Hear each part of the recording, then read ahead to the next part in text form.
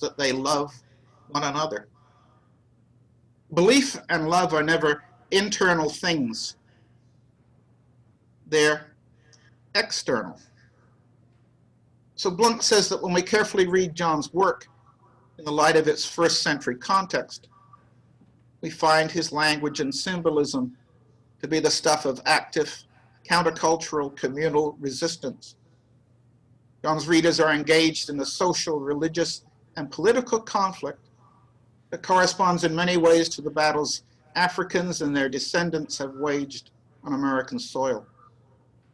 The primary way to foster resistance is for that community to show demonstrable love for one another. And he cites as an example the bus boycott in Montgomery, Alabama, where a community took risk and laid down their lives for one another,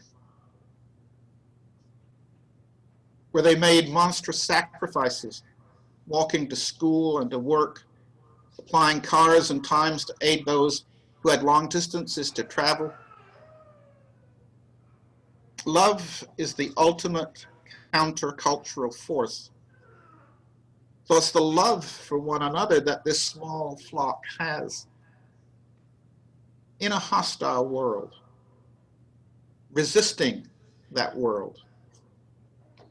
That's what Jesus is talking about here. That's what the community to whom John was writing needed to hear.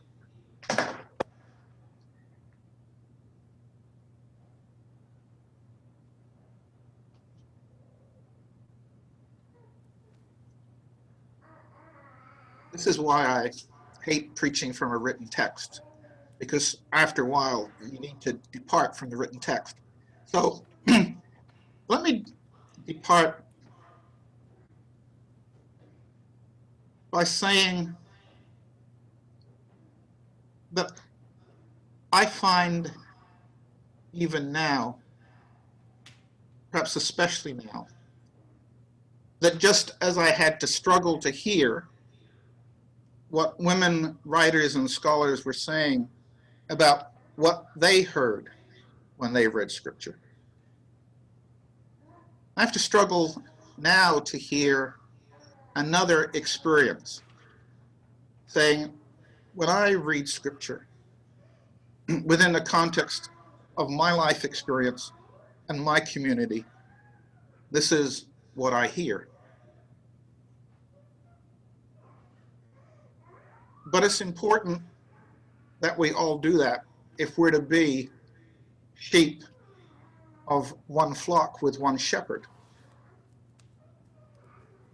We need a shepherd, not sheep volunteering to be leaders. You don't need to follow where I think we need to go. I don't need to necessarily follow where you need to go either. But there's something about that communal loving of one another that demands that we listen to one another. That the one who leads us asks that of us. That if indeed we love one another, we will listen to each other.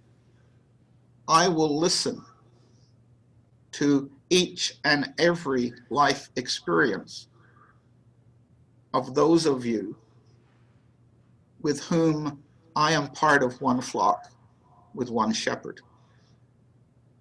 If I don't do that, I am not part of this one flock with this one shepherd.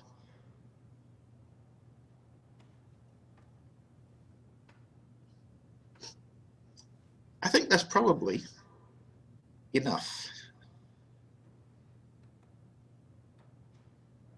Each one of us, and thank you those of you who shared it, who turned on your camera so I could see you.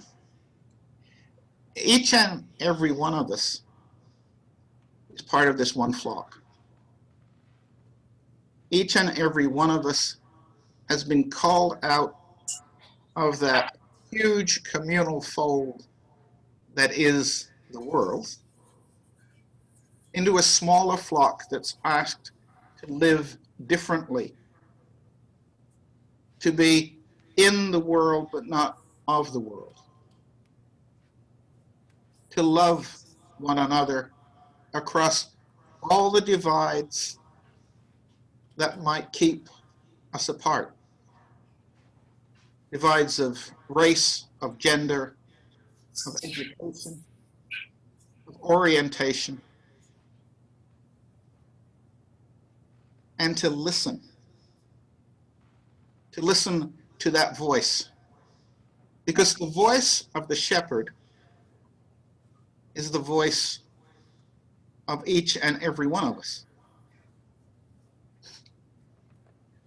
I'll end with an embarrassing story because there's no harm in ending with embarrassing stories. I was almost 40 when I came to a realization. And I'm embarrassed to say that much like last week's sermon, it's probably a realization I should have come to when I was 8, but I didn't. This was my realization.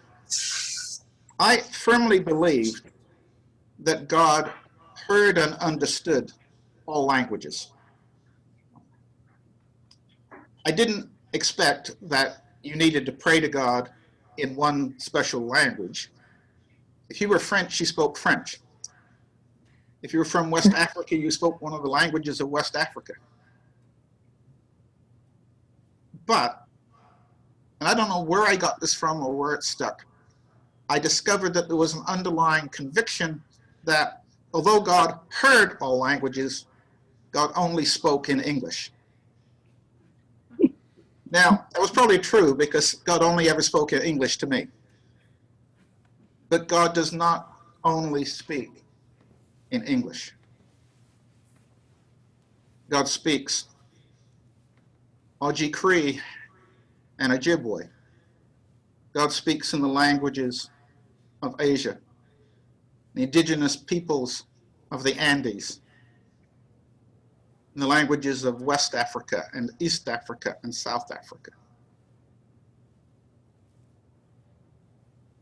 And I am blessed when someone takes the time to speak to me in the only language I understand of what it's like for them to be a sheep.